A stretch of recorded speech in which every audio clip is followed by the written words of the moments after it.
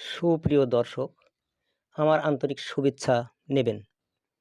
আমি আজ সাগর কলা চাষ নিয়ে আলোচনা করব। কলা একটি পুষ্টিকর ফল।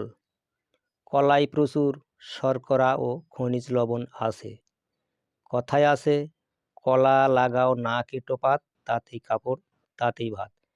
মাটি ও জমি তৈরি। দোআঁশ বা এঁটেল মাটি কলা চাষের জন্য উপযোগী।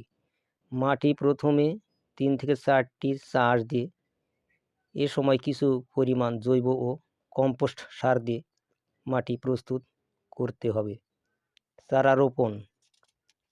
পয়লা ফাল্গুন থেকে জ্যৈষ্ঠ মাসের মধ্যে সাগর কলার চারা রোপণ করতে হয়।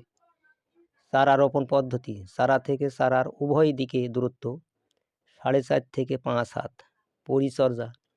জমিতে পানি যেন না জমে থাকে এবং আগাছা বা ঘাস না থাকে। বালাইনাশক।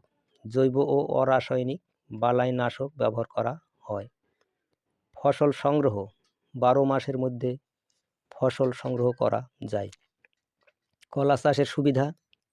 কলা দেশের চাহিদা মেটানোর পর বিদেশে রপ্তানি করে প্রচুর বৈদেশিক মুদ্রা অর্জন করা যায়।